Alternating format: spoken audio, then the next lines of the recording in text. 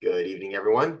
Welcome back to another wonderful tasting of the Virtual Tasting Society. My name is Vadim Perlovsky, and today we're excited to welcome a brand and a new country that we have yet to taste.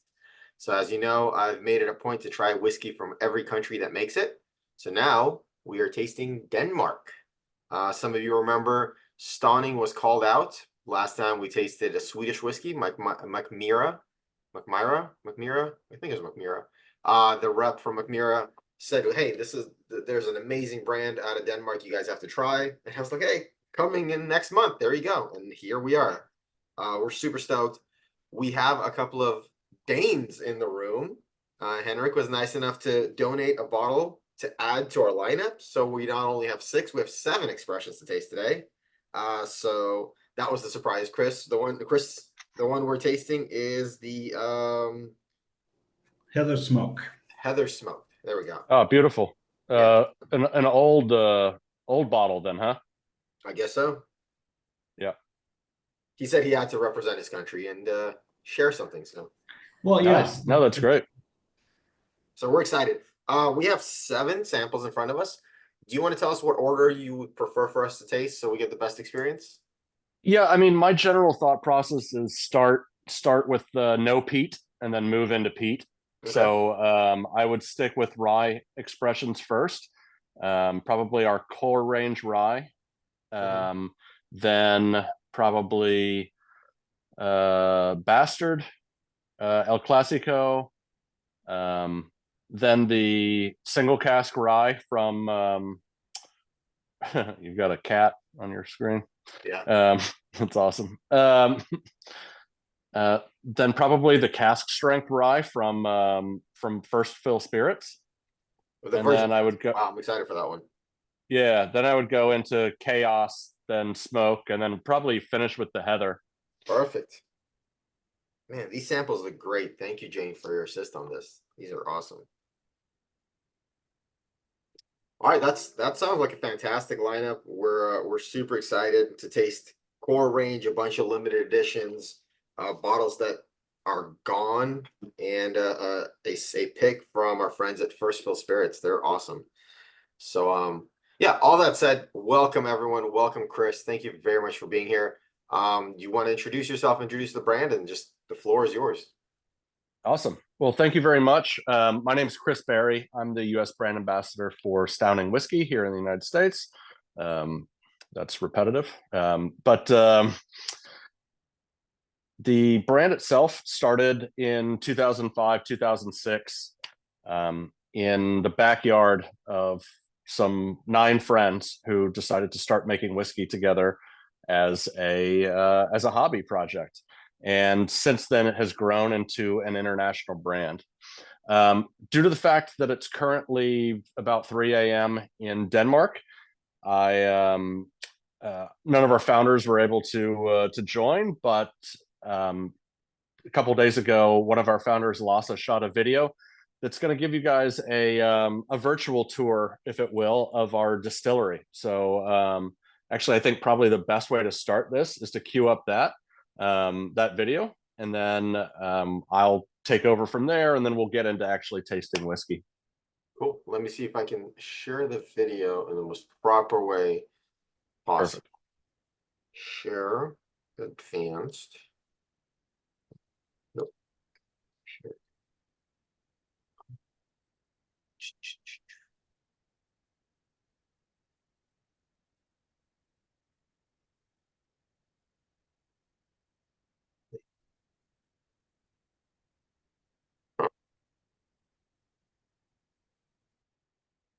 Sorry, this is taking a little, just a second.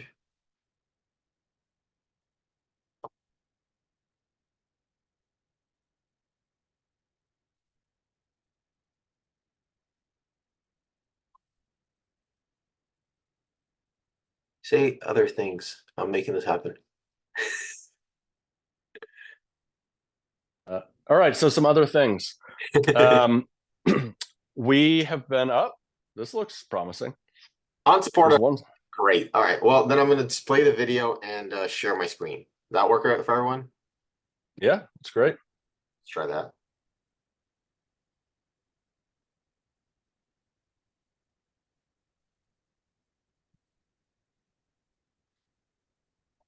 Oh wow, this is awesome. Okay. All right. Share screen. I'm going to basic. I'm going to share this, and I'm going to share sound. Let's see if this works. This working for everyone? Good. All right. Give me a thumbs up that you can hear this. Yeah, this is great.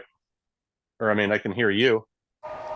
Hello at the Virtual Okay, there we go. Tasting Society. My name is Lasse Vesterby and I'm one of the 9 co-founders of Stauning Whisky.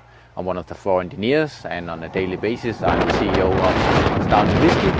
I'm standing here in front of our distillery where we make the whiskey, and I'm also standing right next to where we made whiskey before, the old farmhouse. But in order to tell the story about Stauning Whisky started, we should actually go back to my dad's old butchery. So let's go there. So, welcome at the butchery, and actually also the house where I grew up in.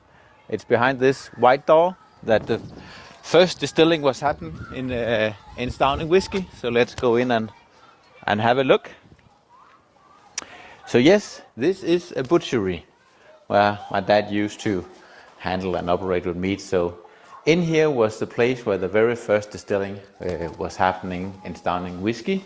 And we used just the things that were at hand. So when we did floor malting, that was happening in here, where Dad used to hang the meat for maturing, so in the cooling room. Also fermentation was happening in here.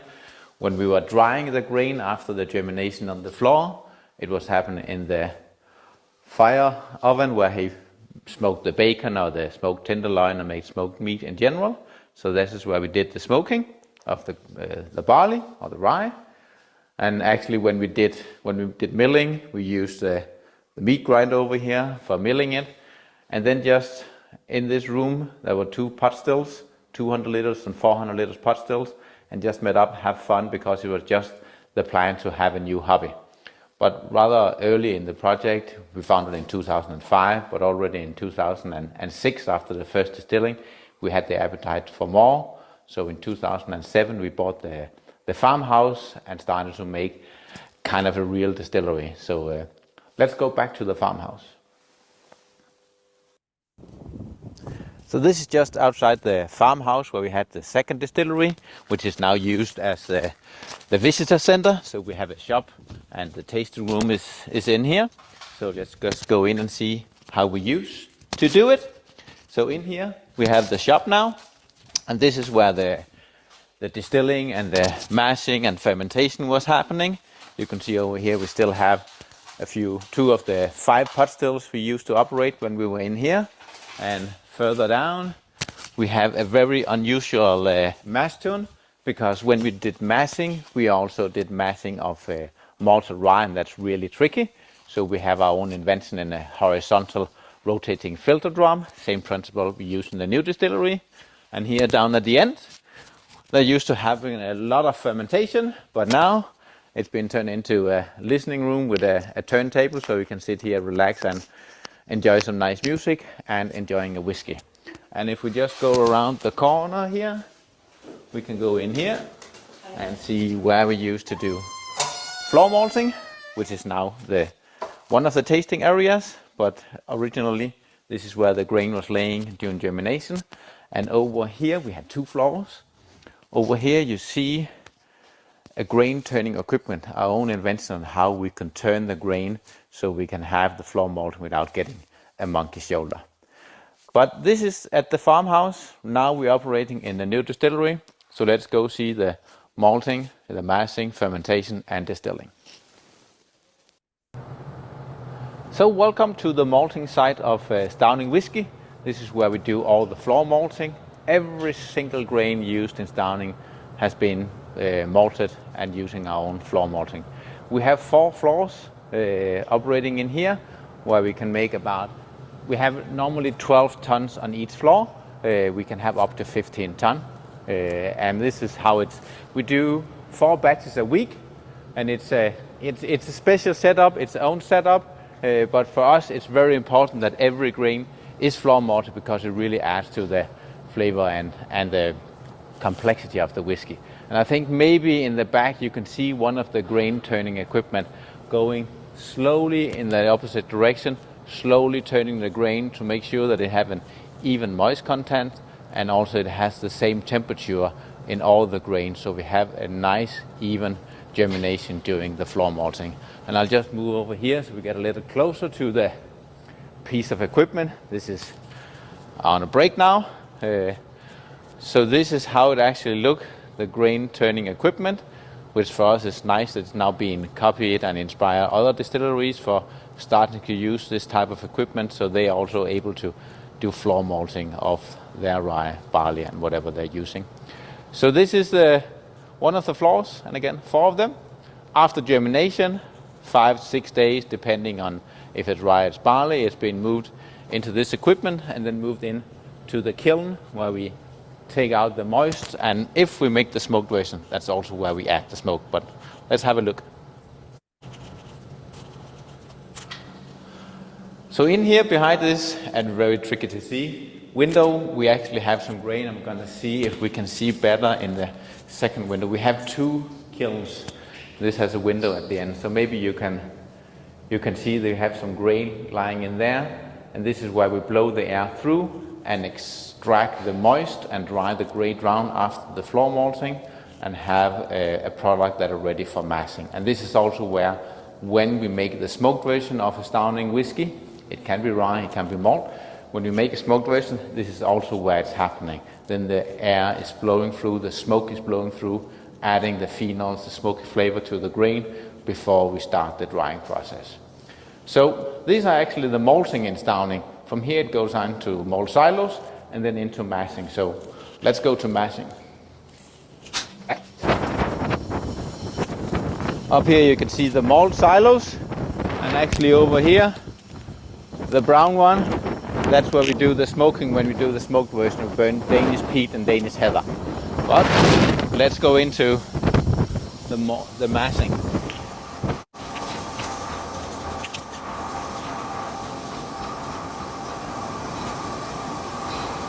So welcome to massing at Stauning Whisky. When we do massing today, it's very much the same principle as we did in the farmhouse, because we have in this piece of equipment, we still have a horizontal rotating filter drum that does the filtration, take away the liquid, now sugary liquid, and separate from the grain. And then these 2 vessels here, tanks here, is where we do the mixing of the grain and the water. So mixing in these 2, filtrating in this one we see over here, and then it's being pumped into where we do the fermentation. And we have a 4 days fermentation in Stauning whiskey.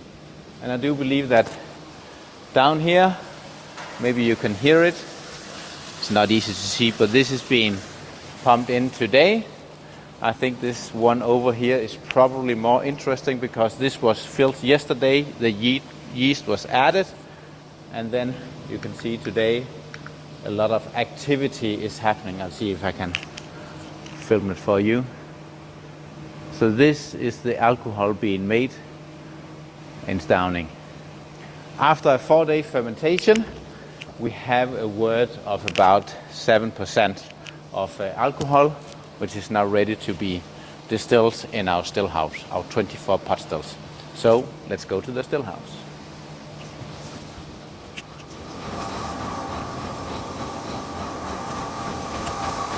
Now we're entering the distillery itself, the still house. We're not the only visitors today. So what you see here is the 16 wash stills we have on a daily basis. That we run 7 days a week at the moment. So we have in a total of 24 pot stills. 16 of them are wash stills during the first distillation, and then we have 8, we'll see in a little bit, which are the spirit stills. But on this level, we have the 16 wash stills. Let's go down to the spirit stills. I'll just pass those in a bit. I'll just film here so you can see we have in total of 8 spirit stills operating. And again, every day, 7 days a week, all of these stills are running up here the 16 watt stills. And down below, in ground level, we have the 8 spirit stills. Let's go down and have a look at the spirit safe and of the alcohol actually running out. So this is the spirit safe, and you can see the alcohol running out. We can do just a small sample. It's a shame you can't smell what it smells here, but I can. Really, really nice. So this is distillery in Stauning, and now finally I think we should go and see the warehouse. So welcome to the warehouses. At Stauning we have 4 warehouses of this size with the capacity of 6,000 casks in each of them. As you can see on the roof we have solar panels to help produce the electricity we're using. This is a tractor and a wagon, not for whiskey, but for waste products, for farmers, pig farmers using the waste product from distilling and fermentation. And actually today we just received a container load of new American oak cask for our whiskey, being unloaded now. But I think we'll enter into one of our warehouses to see the cask maturing. And again, I really wish you could smell this smell, because entering in this warehouse is just absolutely amazing. So this is the whiskey maturing in Stauning, different types of cask, and I'm pretty sure you're going to be tasting different types of whiskey that has been on different types of cask. I wish I could join you at your tasting, but I'm absolutely sure that Chris will give you a great experience, and I hope you will enjoy the whiskey and enjoy Stauning. And if chance happens that we ever come to the west coast of Denmark, please visit us. Have a good tasting and have a good day.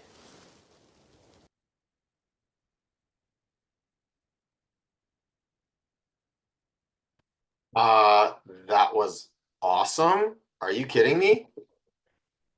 Yeah, Please so tell him we I'm said thank glad. you. That was ridiculous. I'm glad you guys like it. I think, well, I emailed you the video, right? Or I mean, sent you a link to the video. So I'm sure you can set it up to anybody can download it in your group and watch it again.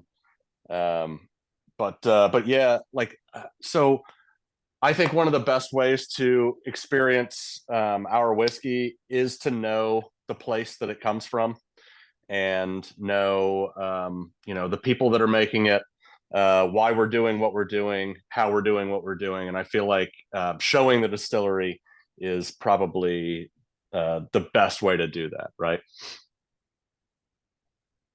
Yeah, that was great. Thank you. You're welcome. So I mean, it's always fun to see a place where you know that used to be cows in a dairy farm, and now they're producing something that tastes a lot better. yep. Cows taste pretty good, to be fair. Well, yeah, but I'm talking the liquid. True. Correct. So first of all, does anyone have any questions about anything that we saw in that video? Any questions about anything that Lasse said, maybe something that you didn't understand or whatever? Please let me know now, and then I'll just kind of give a broad overview of our whiskeys as we start to taste, because that's what we're really all here for, right? I think any questions that I have will get answered as we taste. So Okay, cool. So yeah, I mean, let's just dive into it, guys. Let's start with with our core range, the rye whiskey.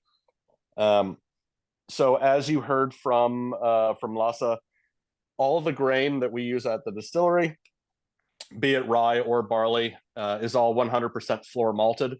The reason we do that is in the pursuit of flavor and in the pursuit of our own tradition, even as quote unquote short as that is, right? We haven't been making whiskey for 200 years. We've been making whiskey for about 20 or a little less than 20. So, but we're trying to start our own traditions and also, create an idea of what Danish whiskey is, because we were the first purpose-built whiskey distillery in all of Denmark. The reason I say purpose-built is because there was apparently a distillery that produced some whiskey back in the early 50s that was, by all accounts, pretty trash, and it closed down shortly thereafter. So in the modern era, excuse me, of Danish distillation, we're the first whiskey distillery. There are now, I believe, 18 other distilleries producing whiskey in the country of Denmark, but we're the first, and we're the first to be exported to the United States, which is why this is probably, for many of you at least, Henrik, except being the exception, this is probably the first time you're ever having Danish whiskey. So about the rye, it's going to be 100% floor malted. That breakdown is roughly what you have in your glass currently is going to be 70% floor malted rye, 30% floor malted barley. We're actually trending towards a recipe mash bill of around 60 or 65% rye, 35 to 40% barley. But that's all just kind of us getting used to the new stills, the new distillery, and also the slight difficulty in producing in making rye whiskey in general. Is those percentages, is that a mash bill, or is that something you do them individually and then blend later? No, that's a mash bill. It's a mash bill. For in this particular case, yes. Okay. There will be another case or two down the road, or as we go through the tasting, where that won't be the case, but I'll try to make sure to differentiate that. On the core range, on the core one, that's what it is. It's a mash. It's a 70-30, correct, 40, whatever. Yep, the core range rye, that's a mash bill. Actually, all the rye that we'll be tasting today is of a mash bill. It's when we get into different little blends that we make that things will change. Okay. So floor malted rye and barley, twice distilled in direct fire copper pot stills.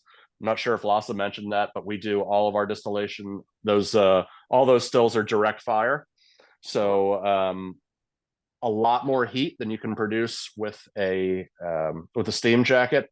That gives a lot of heavier, kind of Maillard reaction, I would say, in the still.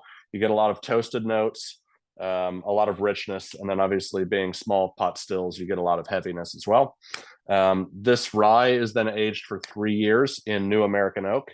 In that video, we were unloading some of our fresh barrels from Kelvin Cooperage in Kentucky, and that's how we age all of our rye. That's at least the beginning of how we age our rye. I'll say that. So you said the flagship rye is just 3 years in virgin American oak? Correct. It's a number 3 char. Yep. Number 3 char. Okay. And so do you get those barrels pre-assembled, or do you get them IKEA-like? No flat packs. Yeah, they've been assembled in Kentucky. Okay, because the one we did, there was another one we thought, and I'm just amazed because the expense of that, just because, I mean, if you get them as flat pack, you can get a shit ton more barrels in a 40-foot container. I'm not sure. I mean, I will say this: everything we do is for flavor, and a lot of times that don't come cheap. Right, and that's fair, and that was the argument from the other brand that did the same thing, was, well, it's never going to be as correctly assembled as when they do it there at the cooperage. So correct. So they have that same philosophy. Yep. What are everyone's thoughts? General tasting notes, ideas, feedback? Don't be shy. So the people that are on here know that rye is not my thing, but I don't mind this one. This is actually pretty good. I was wondering why Jane got along so well. Yeah, I know. Yeah, I mean, I think that if you put a malted rye versus pretty much any other rye that people are pretty accustomed to, especially in the United States, it's almost two different spirits. The way this tastes versus an unmalted rye, where you get a lot of those, kind of grassy, black pepper, bell pepper, traditional notes of rye whiskey. This is more full-bodied, round, honeyed, chocolatey, all those kind of notes. So 100%. That 30% of malted barley really gives it a lot of depth and sweetness that you don't just get from a spicy rye. And very I mean, I think a 3-year-old rye is fantastic. A 3-year-old malted barley whiskey tends to be a little young, so this is really good for how old it is, and especially considering how far north you guys are. So with the climate, how is the climate there compared to, say, Scotland or any other region? sure. So we are, well, you actually saw some of it in the video, right? Or heard some of it. It's windswept, right? We are along the same parallel as Edinburgh, Scotland. So just across the North Sea. So if you don't like the weather, wait 10 minutes. It'll change for you. But yeah, it's beautiful, but right along the coast where our distillery is located, there's not a ton of trees. It's a lot of open fields. It's very kind of agrarian economy around there. So very windswept. It's beautiful. It's a beautiful place for growing grain. And once you're indoors, it's a great place for making whiskey. And I see Henrik nodding in agreement there. Well, when I grew up, we always said, "Oh, I remember last summer. It was a Tuesday." Yeah, exactly. There you go. Mm. The finish is very interesting. Yeah, I can see the black pepper that I was talking about. There's a ton of chat going on, by the way. Lots of tasting notes in there. Oh, okay, cool. Yeah, I'm seeing it pop up, but I'm on my iPad, so it's hard to. I can't really type in there, but I am seeing them pop up. Yeah, it's great. Chocolate. We got black pepper, cello chocolate covered cherries that you can only find around Christmas time. Nice. Chocolate and cherry. And Jason, of course, with the professional level tasting notes. Cocoa dusted truffles, fresh pumpernickel with butter and sea salt, and fresh cherries. I don't know why I went British all of a sudden, but that's how I envision Jason talking. I like that description. I mean, we sometimes characterize it as liquid rye bread. Rye bread tends to be a big part of Danish culture and a staple on a daily basis. So I love that. I love that comparison. From We what did a tasting. We did a tasting a while ago it was a Polish rye that had the same kind of level of it's the brown bread, but it's that pumpernickel, more roasted flavor from the rye than a high grain note from it. It's got all those cooked flavors in it. I think you can owe a decent amount of that too to the direct fire distillation, where you get a lot of those toasted notes. It even comes through on the new make, which is interesting. But wait, did I send you new make? I can't remember. No, I don't have very much of it, so I don't know if I had a bottle or not that I sent you. But yeah, we're always happy to try anything if you get more. Okay, well, yeah, like I said, I think I only have like about a half a bottle left. We'll see the next time either I go over there or somebody comes over here, if we can get a little suitcase bottle or two. That's our favorite. It's the best. So my understanding was, so all your grains are sourced in Denmark. You don't. Yeah. So I mean, even more hyper local than that, right? So all of the grain that we use to produce whiskey is actually grown and harvested within about say 15 to 20 kilometers or so. There's a few of the farms you could hit with a rock from standing outside the distillery where Lasso was at the very beginning of the video. So yeah, we're surrounded on all sides by farms across the street and behind us. The first farm where we work with a farmer is, like I said, about 100 yards down the road, just to the right if you're standing outside the distillery. So the the idea of a hyper-local product really appeals to us because that's truly a Danish product, right? We don't want to be buying barley from Scotland and okay, not using water from somewhere else, but you know what I mean, right? Like we want it to be a taste of a locality. And our founders, Lasse included, tasted grains from farms that are a little further away, where made whiskey with them as an experiment, and just the flavor wasn't there. It wasn't Stauning. So we use we have good partnerships with farms nearby that we can work with on a consistent basis that produce all our grain. But do you post audio files of what the field sounds like in the farm for us to know? We should. I'm gonna get on that. I mean, you heard on the video, it's very windy over there, so we'll have to get all the right filters on it. But yes, kind of like we have a gladiator style movie with Lasse walking through the fields, coming soon, 2024 summer. Get your popcorn ready. Awesome. Cool. Get my rye bread ready.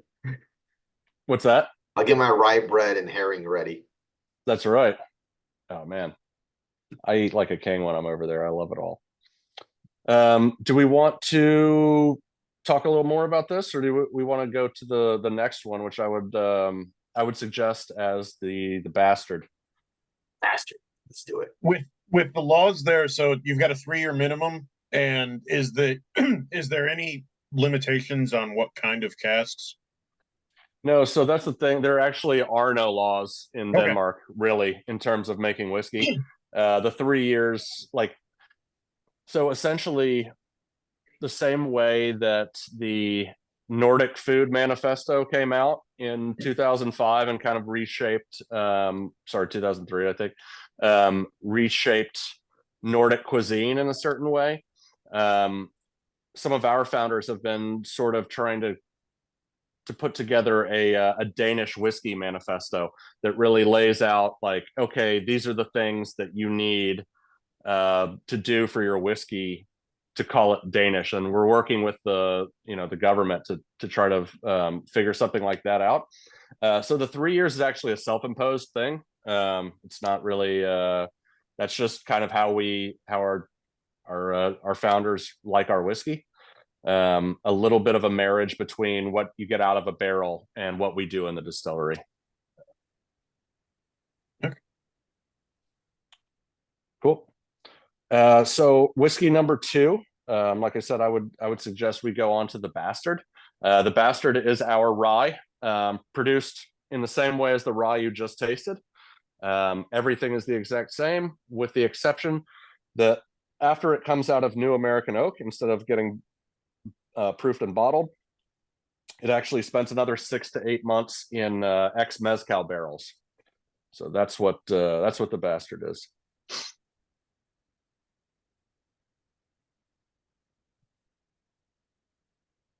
This is kind of to your question, Jason, about limitations on barrels. There isn't any.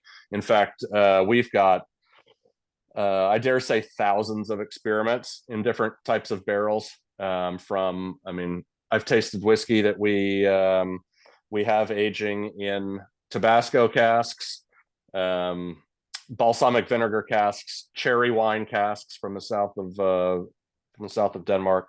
I'm not sure if you guys know, but cherries are a big agricultural crop of Denmark. There are some places making cherry wine, and if you're familiar with Singapore Sling or cherry hearing as a liqueur in general, that also is Danish as well. So we can age in whatever we want, and we do so liberally. I saw Amanda's comment about more rye spice on this one. I actually think that what you're tasting is that traditional sort of rye spice, that characteristic that you're thinking of, but I think that's actually coming from the barrel. I get a lot of those kind of green bell pepper traditional 100% rye sort of notes that I think come back through the barrel, secondary barrel aging in this whiskey. It's interesting. I got a lot of chocolate on the nose until I sipped it, and the chocolate's kind of gone away. And until you said mezcal, I'm like, there's something on it. What is this? What is this? And then when she said mezcal, I'm like, ah, that's what that is. It's like that little tiny little kick of agave in there or something. Just fascinating stuff. I saw that comment too, Jason, about the herbaceousness. Yeah, I mean, there's a lot of herbs that come through on this whiskey. Rosemary, thyme, all that kind of oregano, all that kind of stuff.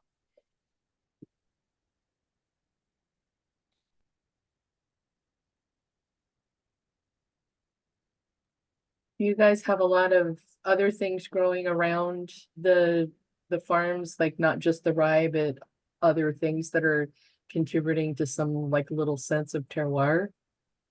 Possibly. Directly in front and behind us are potato farms as well. So that could be some of it. Also, tons of flowers during the summer, all around. I mean, especially, just kind of, especially as you get a little closer to the coast. We're about 15 to 20-minute drive from a large fjord, and then probably like a 20 to 25-minute drive from the actual North Sea. And as that wind comes off the ocean and blows towards us, I think that there's a lot of, like I said, especially wildflowers in the summer that come through, as well as the heather that you'll actually be tasting a little bit of later. But especially when that's in bloom in the summertime as well, I think a lot of that contributes to it.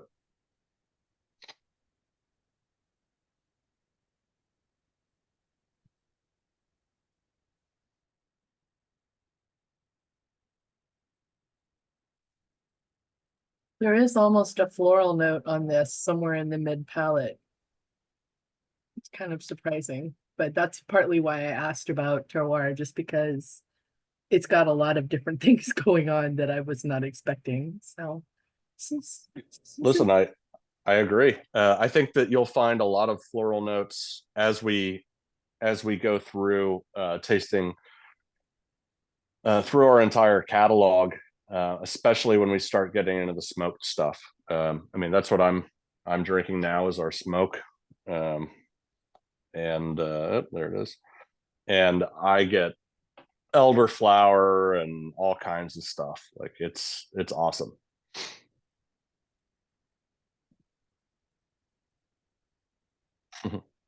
Yeah, nasturtium. Yeah, nice.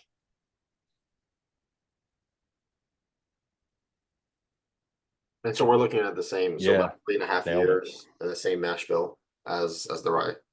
So yeah, everything's the same as the regular rye. You're just getting another 6 to 8 months in mezcal casks. Do you disclose what brand of mezcal? Because as we've learned in our mezcal tastings, no two mezcals are alike, really. Yeah, so we get our barrels from a distillery called Casa de Oro in Oaxaca. They're not known for producing like particularly famous or crazy expressions. It's kind of, mid-range in Mexico, but they're willing to give us some barrels, and we're willing to use them. There we go. I mean, at the end of the day, they're all ex-Jack Daniel's barrels anyway, right? Or bourbon barrels. Yeah.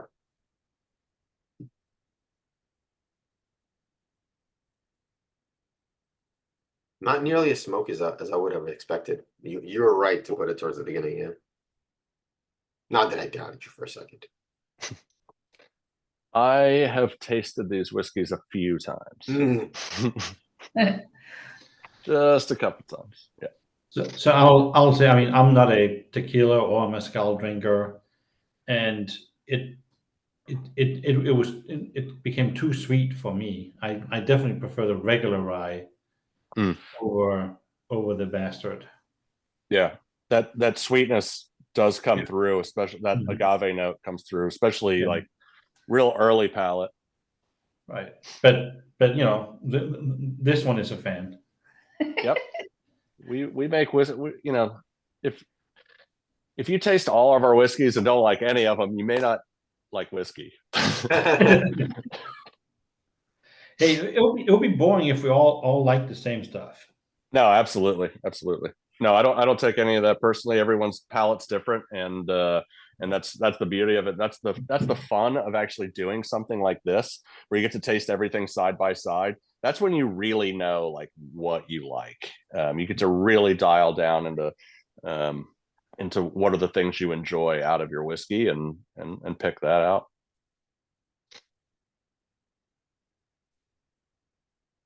Cool. Any other questions, or should we move on to the El Clásico? Wait, the mezcal one isn't the El Clasico, really? No, no, because well, I don't know where the bastard name came from actually, but El Clásico comes from the fact that it's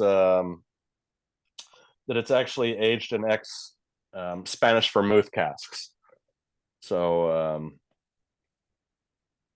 the El Clásico is a reference to vermouth.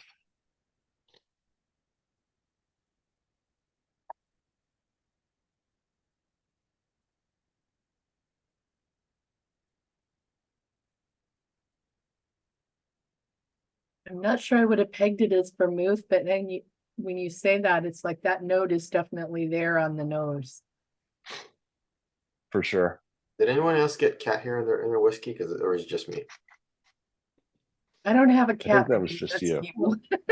I No, currently we have tail. that's a cat right here on Okay. on the floor. It comes in mine too. Okay. All right. Cool. It also comes in mine. The best flavoring ever. I have a full tail in mine right now, so it's pretty great. I apologize for the ignorant Spanish vermouth. I assume a sweet vermouth, not like a dry. Yeah, Spanish red vermouth. There's Sorry. a crazy menthol note on this. Anyone else getting that? On the nose? No. Your cat might be a smoker. Ah, got it. Yeah, your smell cat's been menthol, ripping but Newports. I get the Now I've got to sensation taste of it. menthol, not the flavor of it. That effervescent kind of. I get like Yeah. a little bit of like eucalyptus on the nose. Yeah, I'll call maybe it. that's what it is. Like herbal something. In the palate, I definitely get like the after effects, like not the flavor of Vicks or anything, but definitely that like, oh, I can breathe better. The I get feeling that of on it. Cooling too. Luden's cough drops, the cherry ones. There I you used to eat those by the box. This tastes way better than the Luden's cherry coffee. Well, yeah, that's true. Yeah, I got you on that menthol sort of note. It's there. I hadn't picked it up before. It's good. I'm confused. What is it that I'm getting on the back end on the finish? Whiskey? Well, yeah, But also some bitter. I think wormwood bitterness from the vermouth cask aging. To me, at least, that's where I think it comes from. I don't know 100. You never know 100% about these sort of things, but I think that it's barrel. Like yeah. from that herbal maceration. It's very unique. It's good, but it's very unique. Yeah, to me, it's like drinking a Manhattan with like zero sugar in it. That's what it is. Yeah, Angostura bitters.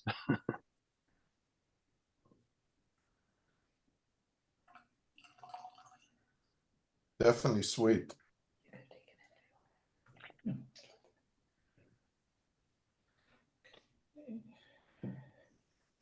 I think you'll find that most of our whiskey has a nice round sweetness.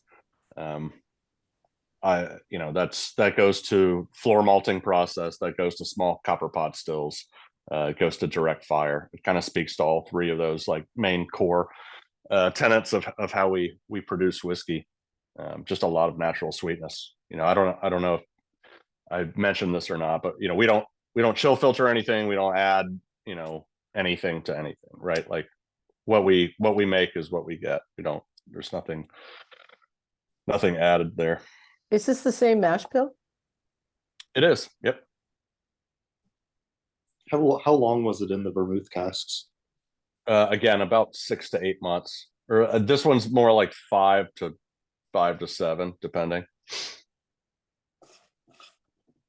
Any thought behind the ABV, or it's just Well, I think if you spoke to about 5 or 6 of our 9 founders, we'd bottle everything at 100% cask strength and just move on.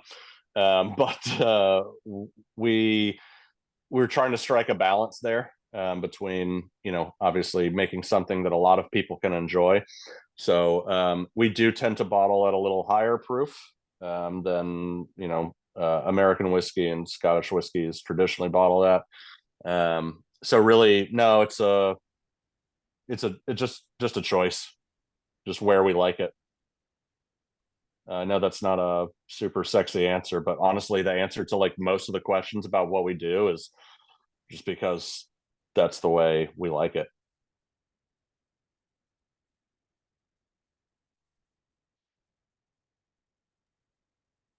Yeah, so I think this goes on my list, y'all. I think this makes it number 7. Nice. I'm What are the other 6? I'd have I don't mean to put you on the spot. No, like I was like, there was one from Koval, there was one from Sonoma, there was God, I'm drawing a blank on 2 of them. I can That's see all the right. bottles, I just can't read the labels. All good. I don't like rye anything. I don't like Mhm. rye bread, I don't like rye whiskey, and I'm always willing to try it because I'm just fascinated by how different processes, different producers come up with something that tastes nothing like somebody else. And Correct. like this is just so interesting with the vermouth cask on it. It's like, wow, that's so cool. I would not have expected that to have had quite that kind of influence because you don't get that red vermouth flavor, but it's got that influence. And I think that's where Vadeem's getting that menthol or that sort of thing, because it's got that cherryish kind of flavor underneath it. And I think Lori's on the nose with the Angostura. A little bit of the shows on top of that, but it's got a definite, and like Manhattan in a glass is just like, that's such a great way to look at it. Yep. I might be a fan. I don't know how to process that. It's okay. You take your time. It's okay. I'll be fine. It's okay. It's okay, Jane. I'm with you. I'm just as confused about myself as you are.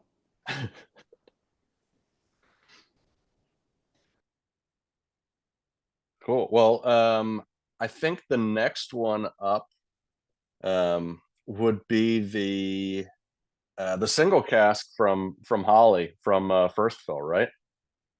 Got him. It's the rye. It's the the virgin cask. Yep. double virgin cask. Yeah. That one's got an interesting story. A double virgin cask sounds expensive. it Especially probably if you is. ship overhaul.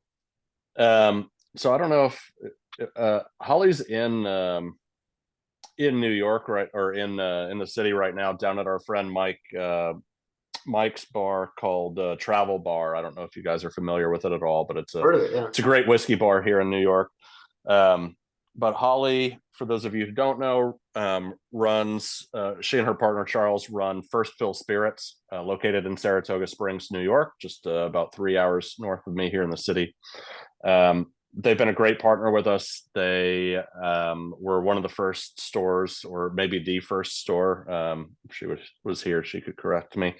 To carry our whiskeys once we landed in the United States back in 2021. Since then, I've had the pleasure of meeting her and Charles and spending some time with them upstate. And they've picked like two of the best single barrels I think that I've been exposed to, I guess, or that's been available to us here in the US. Let's put it that way. And the first one that she and Charles picked last year was a virgin cask that was then aged in a tequila cask afterwards. That was an absolute banger, very sweet, but really well balanced, and barreled at 57% alcohol. The one that you guys have in front of you now is the current selection that is available on their website, and it is a double aged rye. So it's our rye mash bill, still the same. 3 years in, I believe it's 3 years in virgin American oak, and then 3 more years. I think it's 3 and 3. It could have been like 4 and 2, but I think it's 3 and 3. New barrel, take it out, put it in another brand new barrel. So I've only tasted that one a few times. Can't remember. No, I don't have a bottle of it here with me. But I know it's fantastic. I think that this will be something for people who are more into kind of those traditional, when I say traditional, I mean more recent modern American rye whiskeys, where you get a lot of that cherry cola sort of tasting note. Oh, right. Guys, I know they don't ship, but I'm sure you can reach out to them and see what they can do. But really interested to see what you guys think of this tasting next to the ryes that we just had before. So I'll stop talking and let you guys chime in here. I mean, to me, the first thing is it does not drink like it's 57% ABV. It is smooth AF. I agree.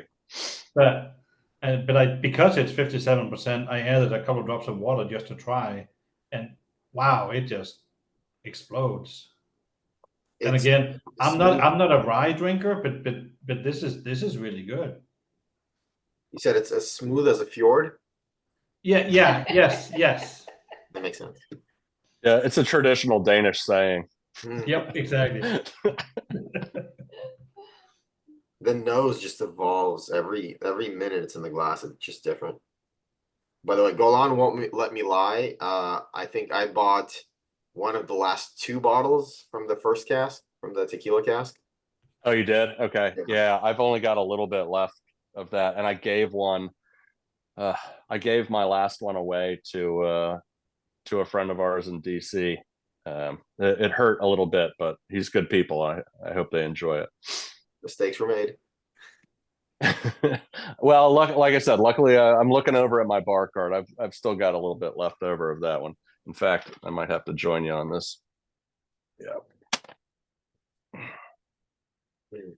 The nose is actually kind of deceptive because it seems like the nose is a little softer. Like it's still got all of the usual rye character in it, but then you take a sip of it and it kind of slaps you upside the head.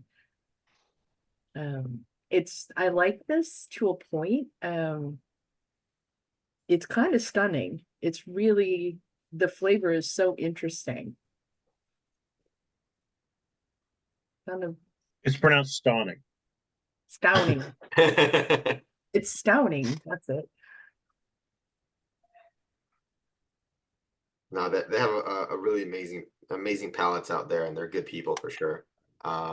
It would be, I would be amiss not to mention that none of this would have been possible without Holly making an introduction. I was listening to her podcast with Charles, and in my usual fashion, I couldn't stop myself and just shot off an email saying, "Hey, this sounds awesome. Can you introduce me? I want to taste your barrel and learn more about Stauning." And I don't know, then 30 seconds later, she responded. It was awesome. and here we are. Yeah, they are really fantastic people. If, especially if you're ever up in Saratoga, like it's a no-brainer of a stop by the store. And what I've noticed in the time that I've spent, not only with them but with people in their whiskey club, and their store is like a hangout. So you're if you happen to be there, you're going to go in and you're not going to leave for another couple hours, and you'll probably leave with a couple bottles as well. Yeah, they're fantastic partners for us, and really good people to boot. Oh yeah, so a little bit of how this barrel was selected. Sorry, I was thinking. So the back in November, I want to say of last year, myself and Alex, one of our other founders, traveled up to Saratoga and hosted a live barrel pick with their whiskey club. So I think 25 or 35 people from their whiskey club. We all kind of assembled in the store, and we tasted between 3 different single casks. And the cask that you guys are tasting right now is the cask that Charles Holly and their whiskey club in Saratoga picked all together that night.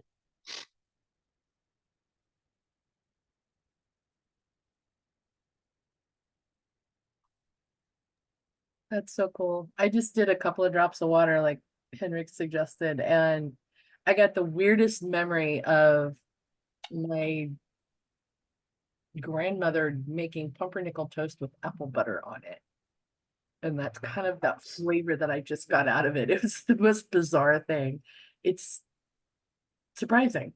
It's actually kind of interesting stuff. I love that sense memory, right? That takes you right back to a place. It's really cool how that kind of thing can happen, especially with something that's completely unrelated to that, right? Like if you were having a pumpernickel toast with some apple butter, be like, oh yeah, that's like my grandmother used to do that. But then when you taste that in whiskey on a random Thursday evening, it's even cooler, right? Yeah, that's pretty much out there.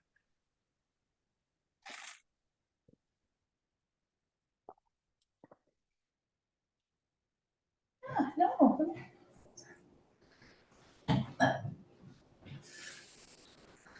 So Chris, when you said the rye mash bill, basically, so are these for the rye or is Chaos? But the Chaos is a blend, right? Correct. So the chaos is all 3 grains that we produce at the distillery. So it is floor malted rye, floor malted barley, and smoked floor malted barley, all distilled separately, aged separately, and then blended together. Gotcha. Because I'm always thinking, Jane, when you do Vadim, when you do the poll, be interesting to see just of the ryes and then versus all of them.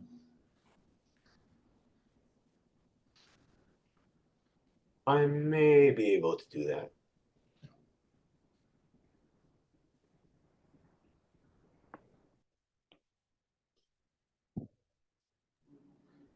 But yeah, this Virgin Cast just came straight in at number 1 for me. Oh yeah, nice. Yeah, I like that a lot.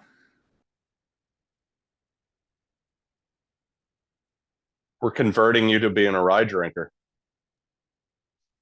I don't know. Not a lot of us like high proof. I don't know if it's going to work out. Oh really?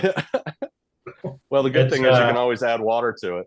No, I'm fucking around. But I think you're joking. I know you're joking. I was going to say the BS meter just pegged on the red. Yeah, really. Yeah. Anything above 85, I freak out. No, That's Jordan's cry for help. If he ever hear that again, that means he's been kidnapped. yeah. As I'm blinking, I don't like high proof. Like, That's how Like, we will know okay. that Jordan's a pod person now. No, I drink Danish rye. I guess there's a thing there. There we go.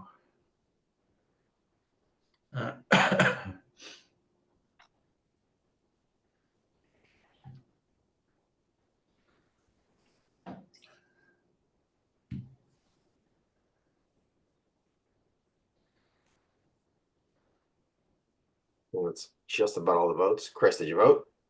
I did, yeah. Good. All right, we're missing one. I guess Jordan's afraid of the cast strength, so he's afraid to vote. There we go. We got everyone. All right. Well, the results are in.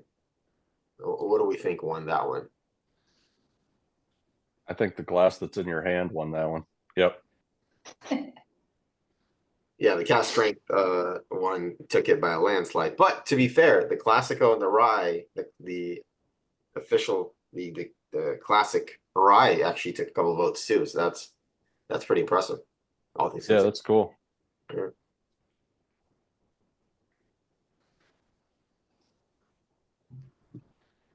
But like on the shelf, if I'm looking at First Fill Spirits, it looks like I think It's a steal. yeah, classic rye is like 60 and the pick is 80. So It's a steal. yeah. It's a very, very delicious whiskey for a very good price. Yeah.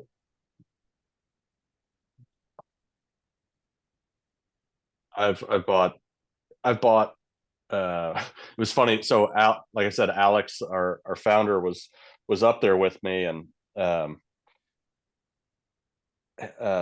Holly was like, "Oh, do you want your bottles?" And I was like, "Yeah. I'll take them with me now," because I had bought them, but I didn't have her ship them down to me because I was like, "Oh, next time I'm up in Saratoga, I'll come pick them up." And Alex, our founder, was like, what are you doing? And I was like, "Oh yeah, I bought like 4 bottles of whiskey or whatever." He's like, "You bought our whiskey?" And I was like, "Well, yeah, but it's a single cask. I can't just like request this. It's only one thing."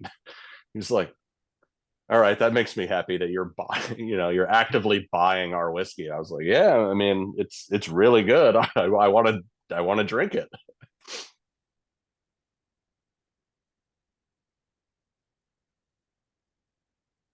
Awesome. Think I was unduly influenced by the El Clasico whenever I added a drop of the orange bitters to it, and it almost immediately turned into the Manhattan. Into just purely a Manhattan, right? Yeah. Yeah. The flavors are all right there. Especially if you like a perfect Manhattan, right? With a little dry vermouth that's kind of what it reminds me of. Cool. Anybody have any other questions? Or should we move on to the chaos? I'm sorry, you mentioned this, and I'm asking this not because age statements matter to me. I'm just curious because of where this is aging. What are we talking about for average ages? I know you've mentioned it. I just have spaced on that, and I apologize. No worries. Don't apologize at all. So the core range rye is 3 years new American oak currently. That may be moving up in age by about a year in a couple of years or so, but right now it's kind of where we like it as a sweet spot at 3 years. The Bastard and the El Clasico are going to be like 3.5 essentially, just because it's that 3 years plus an additional 5 to 8 months in separate casks. The First Fill Spirits pick is 6 years, if I'm not mistaken. I'm pretty sure. Yeah, the barrel pick is 6 years. I'm pretty sure. Yeah, I think your note said 3 in the first cask and then 3 in the second cask. So I think that's correct. Yeah, I haven't seen it in a while, but I haven't seen the bottle in a while. But yeah, it should be on that bottle. Which is just interesting because we've done a few of these tastings over the last couple of years, and not talking about single malt because American versus European and where it is, but just in general, bourbon versus rye. It's interesting how much better rye can get early and young versus bourbon and other spirits, and I think this really just shows it. Because the 6, I think for other reasons, even though it won, I don't think it won because it's 6 year versus 3 year. You know what I mean? I think it has other factors, but it's a testament to how good those are at 3.5 years. Where there's just a lot of brown spirits out there at 3.5 years. You're like, this is going to be something good in 2 years. Give me a shout and we'll fucking talk about it. But this is there, so it just well done rye can be really good this young. It's really awesome. It definitely can. Thank you for saying so. Yeah, it's like I said, we like the way our rye tastes at that 3 years of age because you still get some of that distillery and grain characteristic, but then you also get the barrel, right? Like you get a little bit of both. So I think it's a nice little blend. Yeah, no, two. there's nothing about these that made me go, oh, let me know in 6 months. And you could get that on grains, and I don't get that at all. And so it's because there's a couple other, we try not to mention other uh, uh, brands unless they're brought up first, but there's other brands who've done, doing experiments with vertical series and ages, and it just shows it, how bourbon rye, it just goes and inverts as you get older, and it's great how good this can be. Yeah, some of those verticals are interesting. I do know some of those distilleries that you're talking about. Yeah. They can be kind of cool to taste that sort of thing. But I feel like, and it's going to sound a little bit weird, but I feel like the older our whiskey gets, the more it starts to taste like other stuff. If that makes any sense. Yeah. Like the wood influence takes away from the spirit flavor. Yeah, exactly. To where it starts to, it's like, oh, this is absolutely delicious. It doesn't taste like anything else, but it does taste so similar to other things. Whereas I feel like our core range rye, you put that up next to almost any other rye at 3 years of age, and you're like, these are almost completely different spirits. When I first tasted the whiskey before I worked for the company, like, so how I got involved is that a friend of mine who works for Distill Ventures, which is part of, which is essentially an accelerator, if you will, of brands for Diageo. He called me up and he said, "Hey, I've got this whiskey. They're looking for somebody to work for them. Have you ever heard of it?" I said, "No, I've never heard of it." But I said, "Let me taste it, and I'll let you know like what I think. And if I like it, we'll go from there." And I tasted it expecting, rye. Like my background is heavily bars and restaurants in New York City, especially bars. And my kind of post shift drink, at least during the winter time, was a double Rittenhouse and the coldest, cheapest beer I could find, right? And so I really like rye whiskey and I tasted this and I was like, wow, this is, I honestly, it reminded me much more of Scotch and or really like some Japanese whiskeys that are like ex-bourbon cask aged.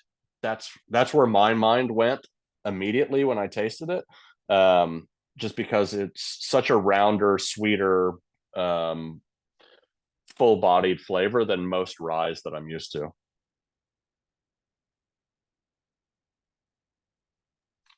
Definitely agree. Cool. Anyone else, or should we get into the chaos?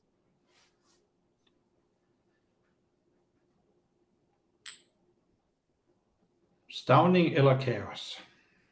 I may have jumped the gun into the chaos. That's all right. So as I mentioned a little bit before, I think in response to Henrik's question, or someone's question, the chaos is so it's a couple things, right? The name is for two reasons. One, Torvald Stauning was a prime minister in the 1930s of Denmark, and his famous campaign slogan was "Choose Stauning or get chaos."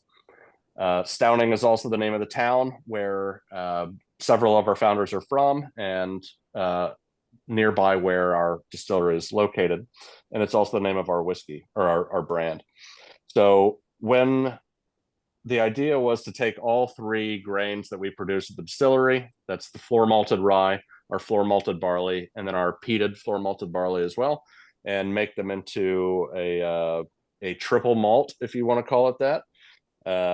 Chaos became the name because it is really a blend of kind of a lot of different things, and the level of complexity in the glass for a whiskey that is between 4 and 6 years old is pretty crazy, especially due to the fact that there's just so much going on in the glass.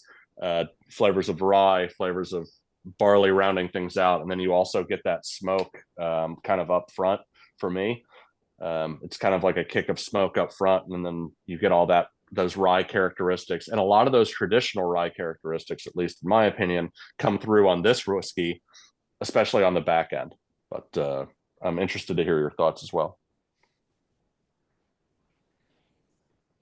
Where do you get your peat from? Oh, from Denmark. So everything that we do comes from Denmark, with the exception of the bottles. We get those from France, and some barrels, those come from wherever we decide. But our peat is sustainably harvested in Denmark, due to the fact that we have a very similar climate, and we're neighbors of Scotland. Whereas peat grows is the wrong word, but it like accumulates in Scotland. It also does so in Denmark. So when Lasse and the other founders were first making the first batches of Stauning, they went to a local, it's called the Peat Museum, and they were able to get some peat from there to smoke their whiskey. And then as we grew as a company, we started sourcing some peat from, it's a little further away. It's about, I want to say 45 minutes to an hour, give or take, a little bit more into inland Denmark, into Jutland.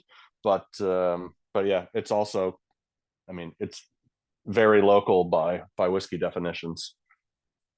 That's cool. I know you said everything was from Denmark, but I was kind of curious because I know a lot of people have to look for peat because they don't actually naturally have any near them. So I thought it was the case that you did. So that's actually very cool.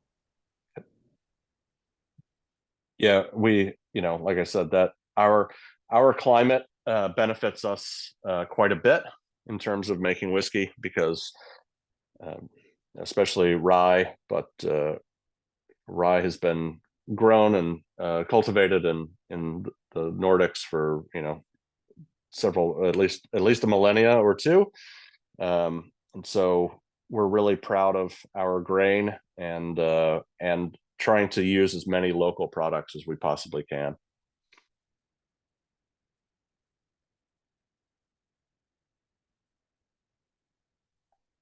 What are people's thoughts on this whiskey? The nose is stunning. It's that gentle waft of the peat smoke and a little bit of the rye underneath it. It's really almost indiscernible behind the peat. But like you said, the rye kind of comes out at the end. This is actually really good. I'm at like 2 ryes now. But love that. You had me at peat to start with, so that's a good start. Well, Jane, this is not a rye. This is a blend that has rye in it. But it has rye in it, so it's still got rye. Rye. We actually we make an unaged smoked rye product that's unfortunately not available in the United States, but it's one of my favorite things that we make, because like I was saying, that my background is heavily in cocktails and stuff like that. It makes the most fantastic Negroni variation of all time. If you like mezcal Negronis, which is a thing that I quite enjoy, if you can get yourself a bottle of Stauning Curious is the name of it. It's our smoked unaged rye, and it's fantastic. It was born of some bartenders in Copenhagen saying that they weren't able to get some very good mezcals. So our founders said, well, we can make you something that tastes, kind of like mezcal. And we ended up using some heather and some peat and smoking some rye grain and selling that unaged. And it's fantastic.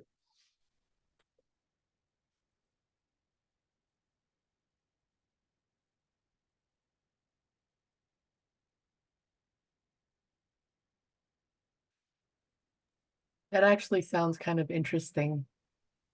Negroni's kind of an acquired taste for me. The first It's an one I acquired had, it was taste like, for everyone, I what think. the fresh hell is this? And after that, it was like, oh, I'll take another. Thank you. Correct. Yeah, they're good.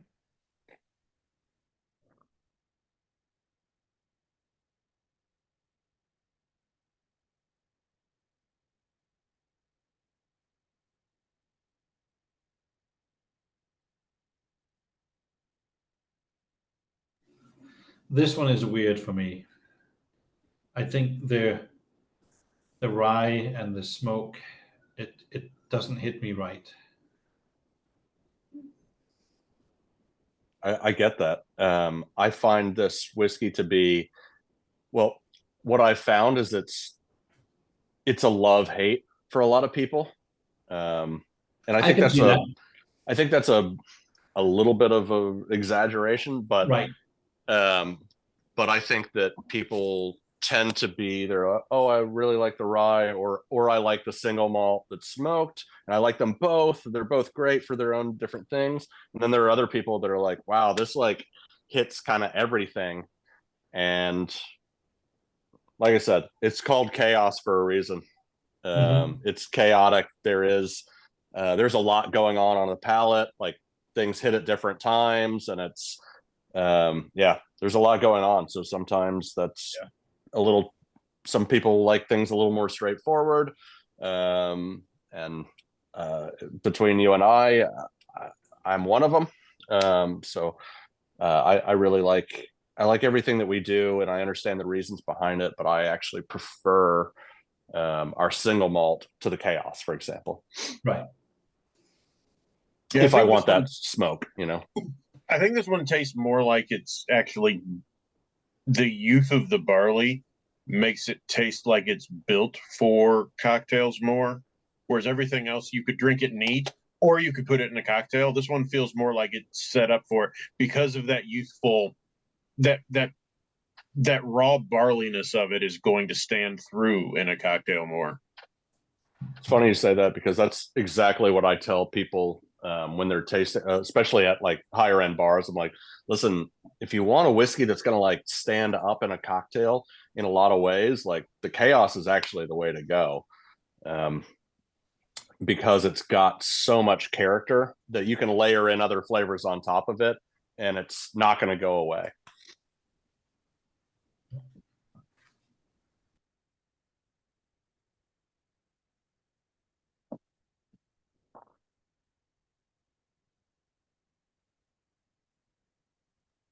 I like the tiny little bit of finish kind of comes back at the end with just a little bit of Band-Aid from the peat. It's like not hugely medicinal all the way through, just that little tiny kick of it right after the rye. It's a really interesting finish.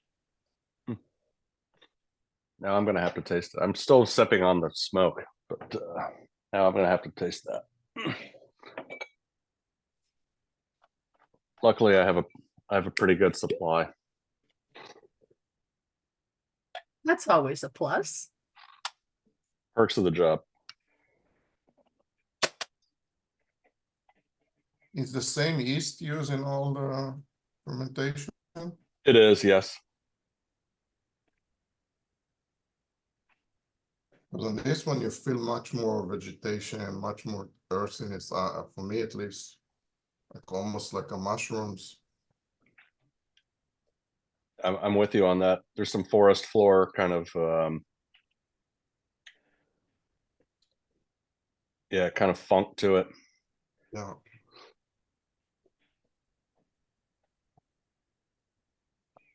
It's the right mood whiskey.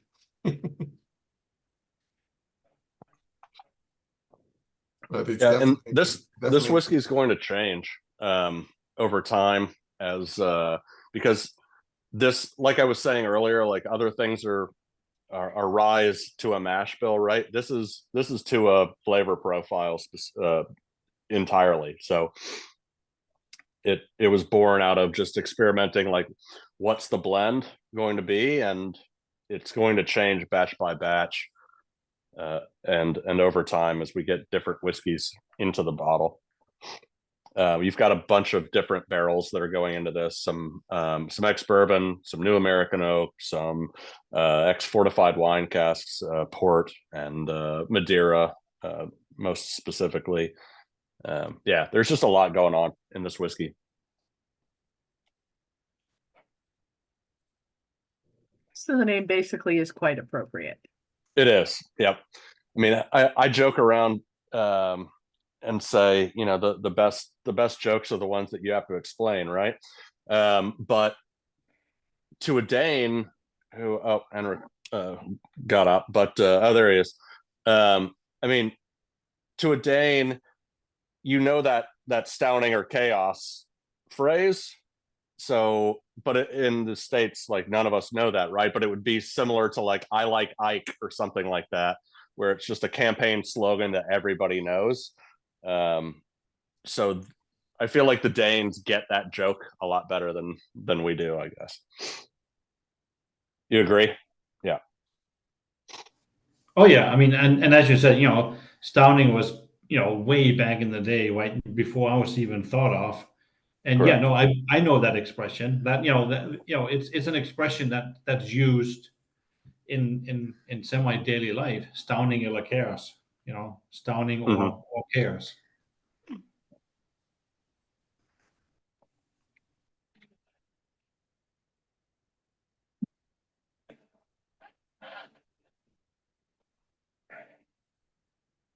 I think the nose on the smoke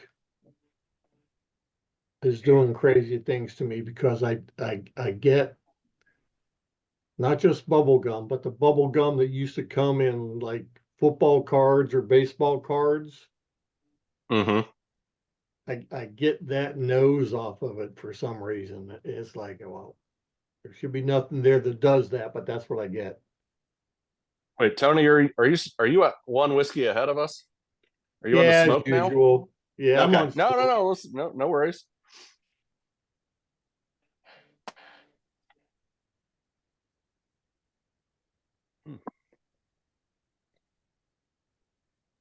Should we all catch up to Tony? Is he on the smoke? I think he's on the smoke. Yeah, unless anybody has any other questions about chaos. I think Pandora might. Well, Pandora's box, chaos. No way. Oh. I'm actually on the Stauning. Sorry. I better sit down. It's all right. You're speed running through it. It's all good. I understand that because I'm the type that likes to just sit down and just, yeah, let's taste. Like, let's go. So I'm with you. So let's go on to the smoke then. So a little bit about smoke. This is probably, well, since we have the heather as well. No, this is the closest thing to what Lhasa and the other founders were making in the butcher shop back in 2005, 2006. They set out with the idea of making a smoked single malt. The inspiration was always Scottish whiskey. Rye just came into the picture a little bit later on because you're a Dane. Why not use rye? You've got all this great grain. So smoke is 100% floor malted barley that's been smoked with a combination of local Danish peat and heather. Heather being, you know, kind of a shrub kind of thing that, or yeah, I don't know what's the best way to describe it. It's similar to that. It's kind of like a creeping, low growing plant, which is great for starting a fire, and then peat is great for smothering that fire. So a funny story, when apparently when we first moved into the new distillery, and from the video, Lhasa pointed out the box that where we build fires, and then it pumps it into the pumps that smoke into our kiln rooms. Apparently, the first day that we tried to smoke whiskey, they apparently almost burned down the entire new distillery. So they now only, because of how flammable the dried heather was. So now we only smoke at during the winter at certain times when there's enough humidity in the air and everything that we aren't going to burn down the distillery. This is the oldest SKU that you will have tasted today. This is all the whiskey in here is going to be between 5 and 8 years of age. Aging occurs in a number of different casks, primarily ex-bourbon, ex-Madeira, ex-Calvados, and ex-rum casks. So other than that, I say let's taste. Yum. Yeah. This is what I've been drinking the whole time, by the way. This is my I love our single malt. It's fantastic. It makes sense if they were aiming for a Scotch that this is what they came up with. Mm-hmm. And this is just fantastic. It's got just enough sweetness on it. It's got just enough peat on it. It's just got enough barley in it. It's really such a wonderful mixture of everything. Yeah, to me, really oily, really well, like the smoke is really well integrated. It's not a big punch in the face, but you know it's there. This is what I was talking about with a lot of wildflowers, elderflower, all those kind of tertiary notes where I love this stuff. Big, a lot of herbaceousness, herbal, oregano, like black olive, all that kind of cool stuff. Yeah, big fan.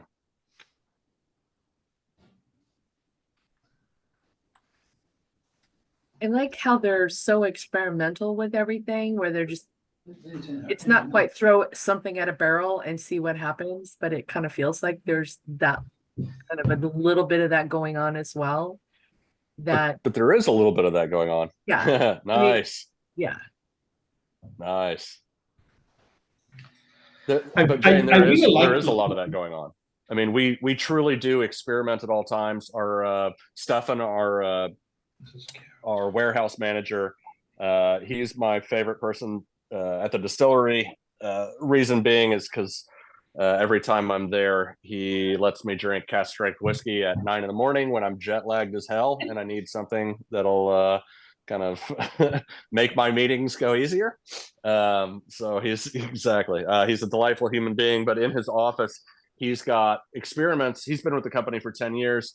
He's got all kinds of experiments. We have an entire like kind of lab where we have samples of every whiskey that we've ever produced and made blends and stuff like that. So we have hundreds and hundreds of, if not thousands, of different experiments going on at all times. I mean, it's not throw everything at the wall and see what sticks, but it's that with purpose, if that makes sense, with like a little thought behind it. It's anything that seems interesting. None of the distilleries from Scotland can do anything like that, right? So we get to, and we'll absolutely take advantage of it. I had one of my more favorite whiskeys that I had when I was at the distillery was a smoked rye that had been finished in Grand Marnier casks, and I mean, I was like, wait, what is this? And you would think it would be sweet or cloying. It's not at all. It just has that kind of orange backbone note. Very complex. Yeah, exactly. Exactly. And that's how I felt about it when I tasted it too. I was like, all right, so let me get a bottle of that, please.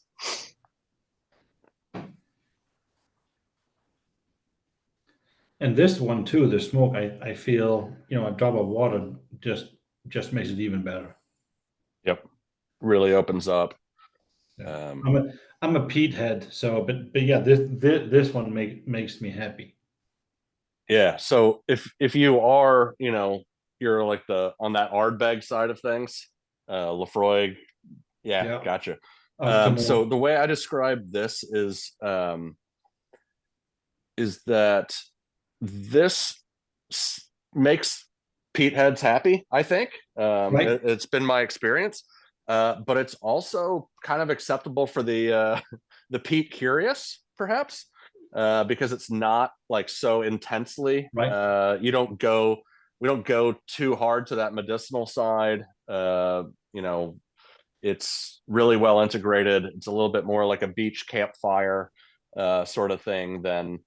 I mean, that's kind of you mentioned earlier, Jane, the pumpernickel bread with apple butter. For me, this is this reminds me, at least on the nose, of taking a shower after I've been at a beach campfire. That's my sense memory for this. So, cheers. The smoke on this one reminds me there's a Canadian company doing a single malt, and they don't have access to peated malt. So what they decided to do instead is they smoked their barrels and then put the new make in the barrel that they had turned over upside down over a fire and just billow smoke through it. And it's that smoked cocktail kind of glass where you take the glass and it's got all the wasps of smoke in it, but it doesn't dominate the malt. Yeah, I like that, Jason. That's a good comparison. It does it to me. It's got enough of that smoke that you know it's there, but it's not going to kill you either, right?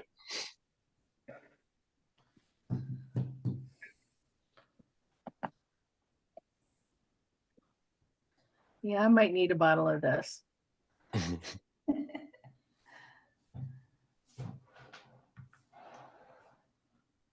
So speaking of that, Jane, that's actually one thing I've noticed. It is not an easy whiskey to find. Well, we are not in that many states in the United States at the moment. You can, what is it, Flaviar? Yeah, you can. Yeah. If you're a Flaviar member, you can find, I think, pretty much everything. Yeah. Yeah. Um, and I know that the heather smoked is a Flavia, whatever they called exclusive, right? So I've actually imported it. I've imported a bottle of those back to Denmark because I have a friend in Denmark that's a big fan of Stauning. He's been to the distillery and whatnot else. So I felt, well, here's a bottle you can't get in Denmark, even though it's made in Denmark. So here you go. Nice. So that heather, okay, so that heather that you guys have is the Flaviar one, yeah? Yep. Okay, cool. Because there are also bottles called heather that are only in Denmark, but they're older.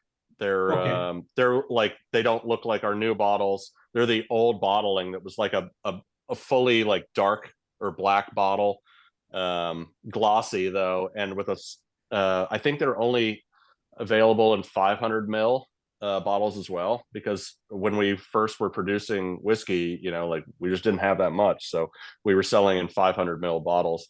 So you can still find some of that old stuff if you're in Copenhagen. There's a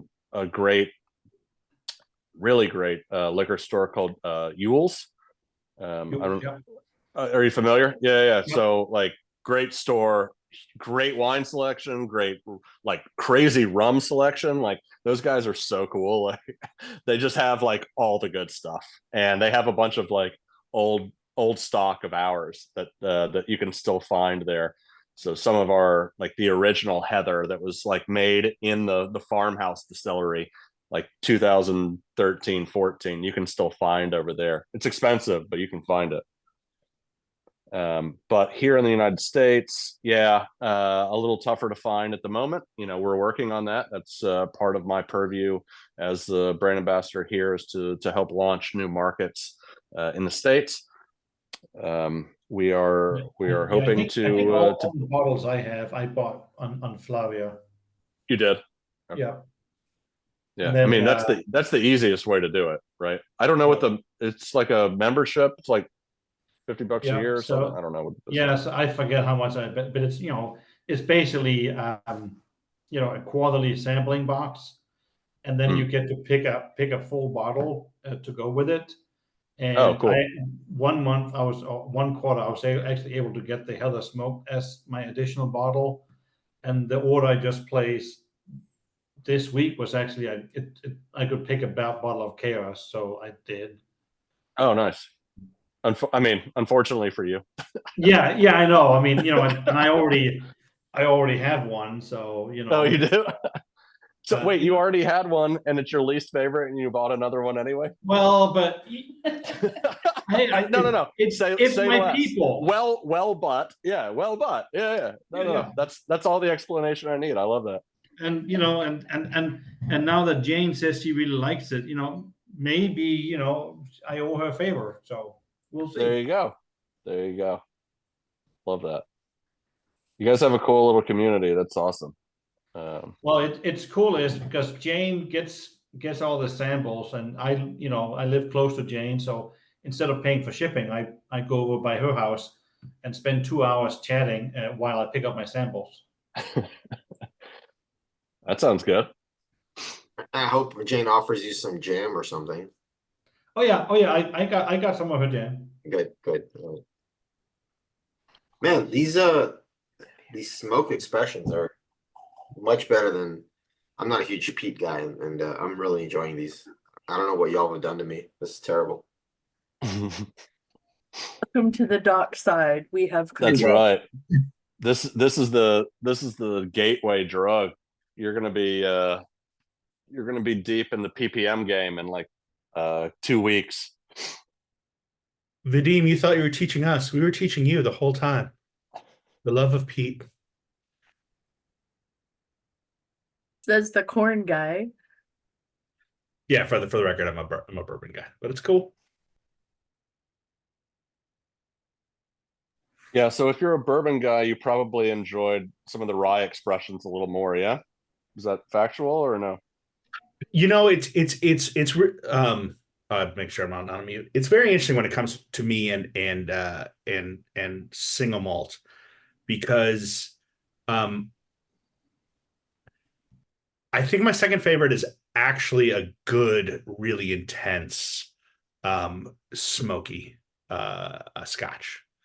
Okay. And rye's right there. Rye's right there. So I shouldn't say that, but I like bourbons first, and then it's like rye and really smoky, and then regular single malt and Japanese is like wait. I just like when we do a tasting that's like 5 non-peaty single malts, except for American, which I think there's some other interesting stuff there for other reasons.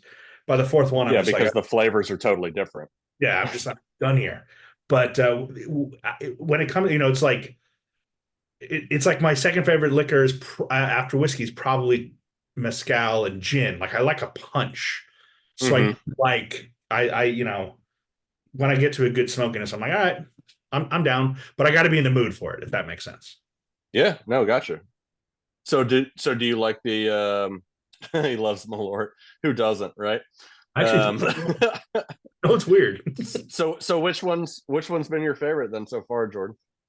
Well, I'm just about to try the Heather one. Okay. Yeah, that's one I don't have in front of me and can't speak too in depth about, but essentially it's like I don't know what the age statement is on that one or anything like that. I think the regular smoked. I think the second to last one. I think the balance was just really lovely, spot on. Yeah. It's also it's really balanced.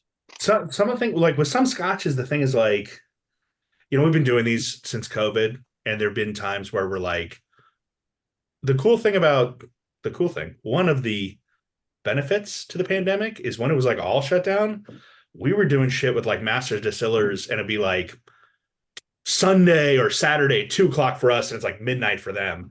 But it was like June, and they'd be like, it'd be like nighttime and raining, and they'd be like, I'm getting this feeling, and I'm like, well, it's 95 degrees, and my kids are outside in the pool at my in-laws' house, so we're living very different worlds. And so I think like my mood and ambience has to be different. And what I like about the balance of the last one is mood and ambiance and night will always affect it, but I don't think as much when it's as balanced. I think you could have a consistent experience, and I definitely like that. Though I do like this Heather smoke. There's a sweetness to it that makes me go, okay, I gotta be in the mood for this one versus that last one. I think I liked more. But interesting. I haven't. I wish I had that Flaviar Heather with me. I haven't tasted. I've only tasted the the older heathers, which I'm sure it's like very similar. But it was made at the smaller, at the old distillery, which I feel like has the reason we have 24 small copper pot stills is because we've always made whiskey in small copper pot stills. And I feel like it's probably very similar to what I've tasted in the past, because I think it's very nice. I think it's very yeah, there you go. There's the copper pot still. I tend to find the heather to be very floral and dry, but you guys are saying there's a bit of additional sweetness that I don't personally remember from some of the bottles that I've tasted. It's an interesting one, because I think they said it's called Hella Smoked. Yeah. And I did tell Jane and Vadim, well, I mean, if you don't have it, they should send you a sample of it. I got you. No, trust me, I know a guy. I can get whiskey. It's all good. But when I read the tasting notes of it, I was just kind of, oh yeah, I'm gonna like this one. And Oh, yeah. I think it's a weird cooperation or collaboration with somebody in Africa too is involved in it. It was just super fascinating. But yeah, I'm a fan of it. Cool, love that. The bottle notes in the chat. Okay. I found it interesting that it lists the cask types as port wines, Madeira, Muscatel, Ramandolo, and peated Islay quarter cask. Okay, so I have had heather smoked Ramandolo single cask, and I've had heather smoked Muscatel single cask, but I haven't had so yeah, I've had this, but not all of them together, essentially. I don't think I've had a fully port cask one, but I've been trying to get on them about doing that, because one of my favorite whiskeys of all time was and please forgive my pronunciation if this is incorrect, but it was a Cardaeus. I think that's how you pronounce it. The Friendship releases from Friendship Day or whatever it's called from Lefroy. Back in like 2013, they did a port cask finished one that just tasted like smoky chocolate raspberries to me, and I'm like, that was like one of my favorite whiskeys of kind of ever. And so I'm really hoping that we do a smoked, like heavily smoked port wine finished cask here in the very near future, single cask especially. Oh, here, take my shiny gold rocks. Yep, exactly. Take my money. You have shiny gold rocks? I do want to take a moment and invite everyone to join us on camera. Yay, Jordan's back. We have a custom that we take a photo with our guest. So Chris, thank you so much for being here. Thank you for spending the evening with us and introducing us to our very first Danish whiskey. This has been an absolute delight. Jane is giving you all her golden rocks, and wave the flag. Everyone smile to the camera. Beautiful. Man, my smile. Listen, thank you guys very much. I always love doing stuff like that like this with people who are like really into whiskey and love asking questions and love tasting through things. It's the absolute best part of my job, other than going to the distillery, and drinking whiskey straight out of casks. But it really is. So thank you guys also for joining me this evening.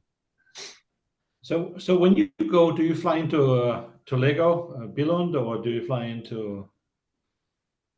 Billund is a good airport. I tend to, I'll fly into to Copenhagen or Aarhus.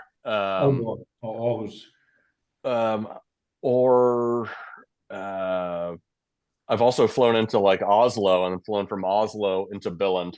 So it's really like the best, like the closest is Billund.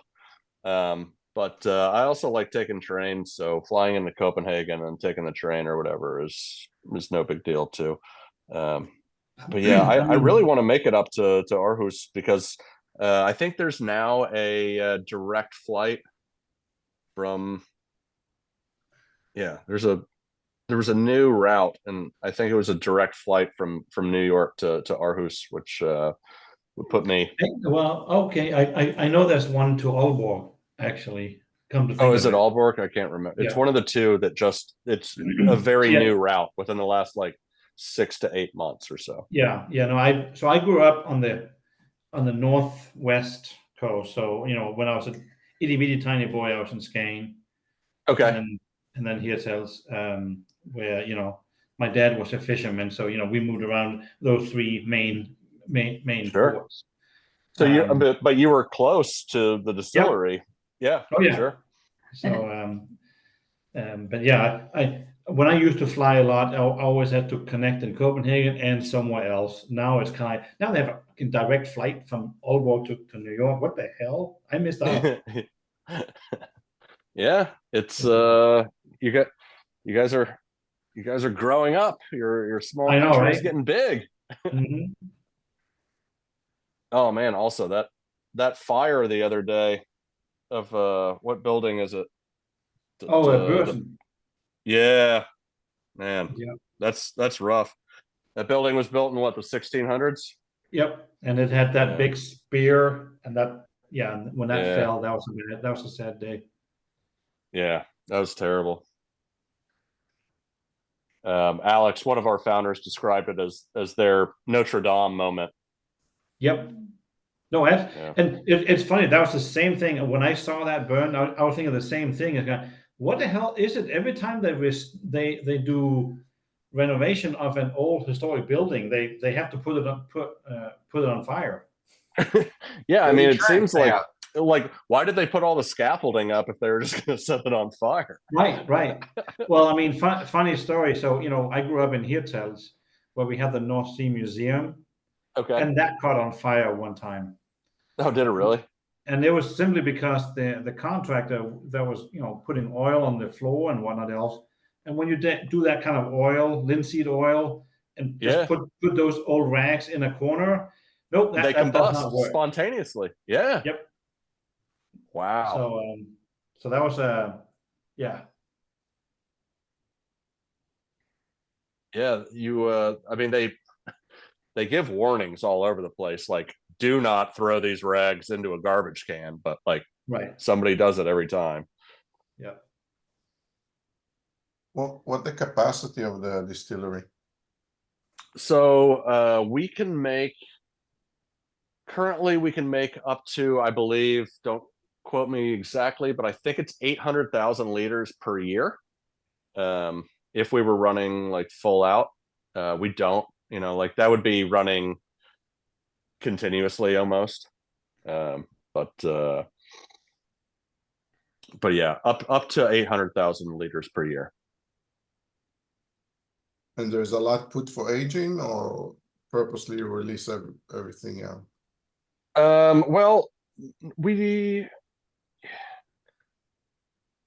I would say that the best answer to that is we experiment a lot.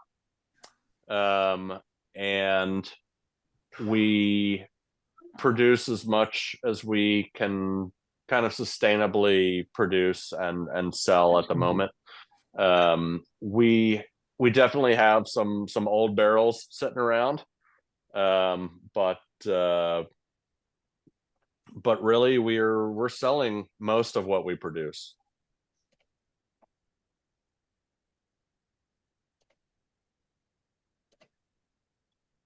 Maybe I missed it. Did you mention if you guys had any weird funky casks like what are they? Golden berry, like balsamic vinegar Oh, and you did. Tabasco and I cherry meant, like- wine I mean, and Mizunara oak. Yeah. What's that? I Yeah, really want to besides try all both those, of those. obviously. Besides all those, yeah, I mean, like I said, we do some one-offs. We do a lot of experimentation, a lot of one-off stuff. Like a pickled herring barrel or something. Like it's something very Danish. So the cherry wine is actually like extremely Danish. Back me up, Henrik. Like the cherry wine thing is very, very Danish, because especially there's a lot of tannin to that. It's tart. It's weird. Yeah. So to answer your question, yeah, there's a bunch of weird stuff, but you're probably going to have to go to the distillery to be able to taste that kind of stuff, because I tasted that stuff through Stefan, our warehouse manager. He lets me taste all the weird stuff. Do a herring pechuga. Yes, we'll hang some herring in the top of the still. I actually kind of like that idea. So we should, you know what we should do? We should take the Curious, which is the smoked rye, unaged, and pechuga-ize it. That is a verb, by the way. Don't question me. We should pechuga-ize that with some pickled herring. I like that idea. I'm game. I'm in. I'll take a bottle. Me too. I'm in too. I mean, the area of the country I grew up in, they would literally take fish and, in salt, and then they would just hang them out to dry on a clothesline for, weeks and months. So, it's a thing. You could take over the Malort market.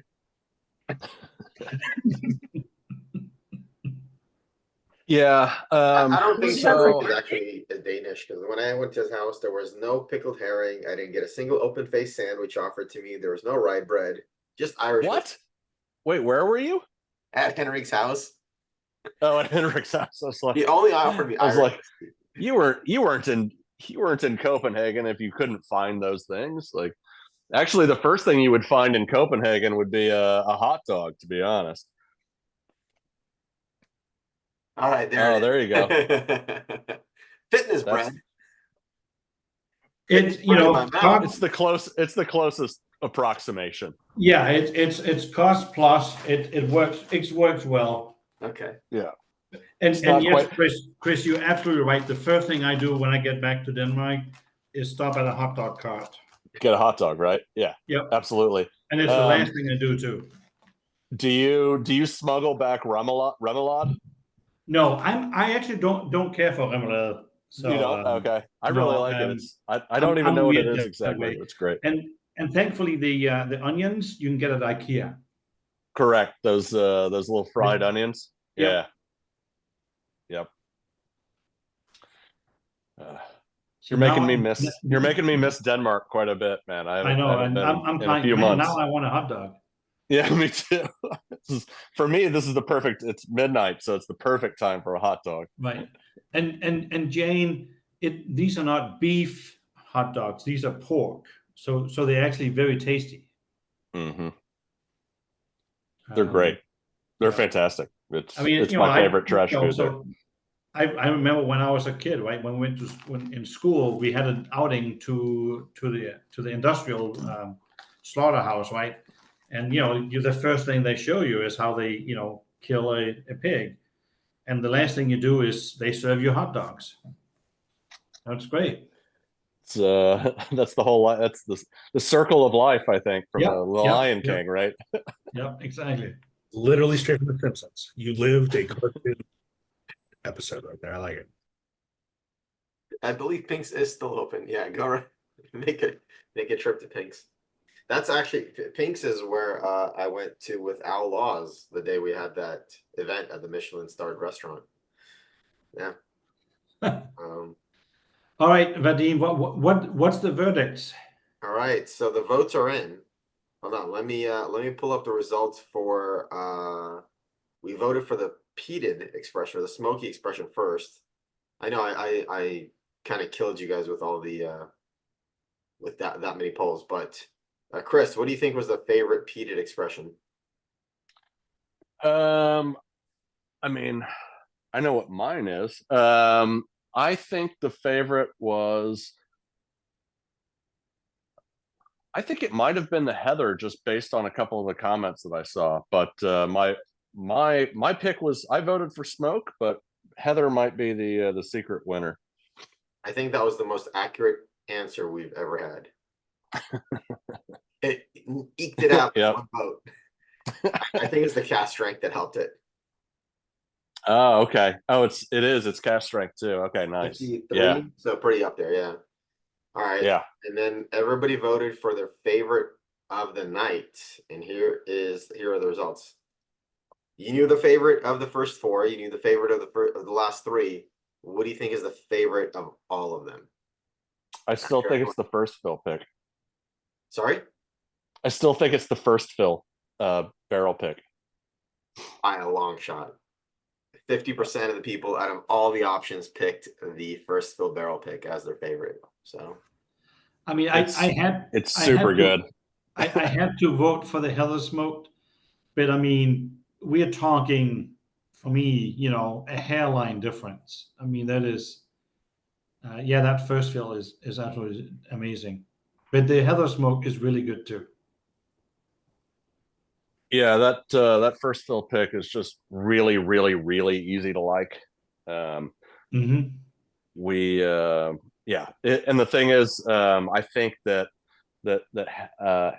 Charles and Holly kind of they were leaning towards a different single cask than the double rye, but it was just like overwhelmingly so many people were just like, this is so good, it's so easy to like, that because I think that Holly and Charles and my favorite pick of the night was actually a smoked product as well, and I can't remember exactly which one it was, but so many people were just like, wow, this rye, this double aged rye is just too good. So not surprised by this at all. if you listen to their podcast, that they talk about that whole process and the what they had to choose from and all that. So it's a fun episode to listen to. Oh, cool. I don't even I don't know which one. I haven't listened to it. As a person who was there, I'd love to hear that that They story. did talk a little bit of smack about you. No, I'm kidding. They didn't. Good. No, they should. It's because they went out with me afterwards. We slammed Guinness and ate chicken wings and solved all the world's problems that evening. Amazing. No, they're great people. They really are. Well, awesome. Do you guys have any other questions for me? Are you immediately going to go turn on Spotify to listen to the new Taylor Swift album? Because it just dropped 4 minutes ago, per my 12-year-old daughter. Swifty, like we talked. Well, honestly, like if you've seen me, I'm sorry. I've been looking at my laptop over there. I've been trying to see if like a war is going to start. So your priorities are a little bit off. Like I said, Taylor Swift new album. That's like that's see. right. T Swift. Yeah, that's the actual next thing I'm going to do. Note Society, get into it. But yeah, thank you guys so much. Yeah, this is super fun for me. I'm just curious, do you have anything really kind of out there in the works? Like, so yes, well, seem kind of out there, and I wonder if you went even further afield. Further afield, I'm not sure, but we are going to be releasing later this year something that we call the Dirty Bastard, and that is the Bastard that we tasted earlier. So 3 years new American oak, 6 months more or less mezcal casks, and then an additional I think 3 to 6 months. Don't quote me on that exact time frame because I haven't seen the actual bottling yet. But in Mexican stout casks that we're calling the Dirty Bastard. So okay. I've tasted it from barrel, but I haven't tasted the finished product yet. All right, I'm in. So that one's good. Obviously, a lot of chocolatey notes, stuff like that's going to be coming through. Second thing that's probably not going to be, or I mean, it's definitely won't be available to the public, but we can talk about getting you guys some bottles for fun when it's finished. Is I have been working with the guys from Evil Twin Brewing Company, which is a Danish owned.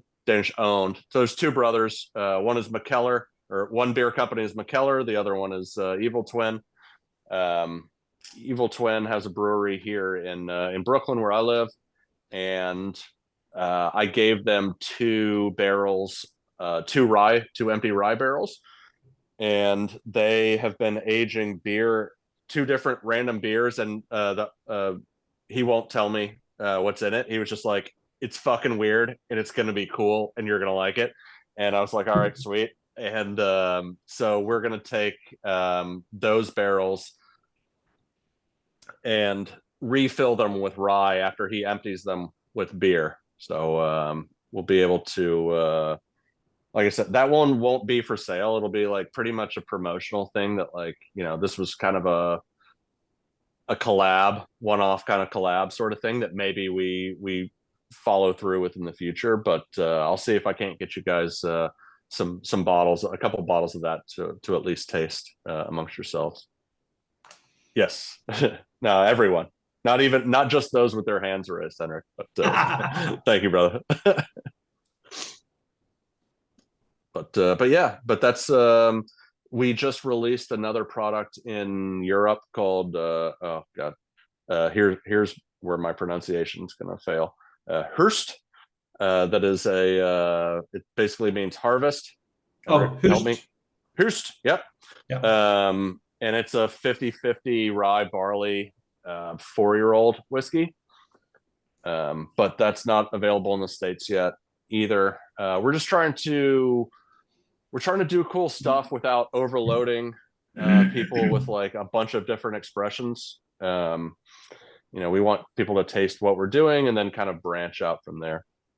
So, but you said what the rye is? What was the mash bill on that one? Oh, on Hoost? Yeah. On Hoost, it's 50-50. 50-50. The new one that just came out in Europe. Yeah. And your regular rye is it's what you have in your hand is 70-30. What's available here in the United States is 70-30. We've been drifting towards 60-40. And we're just trying to find that real sweet spot where we like it. But yeah, what we have here in the States right now is 70-30. Gotcha. Yeah. I guess I have to get a hold of some of my contacts. Yeah, there you go. It just released too, like last week.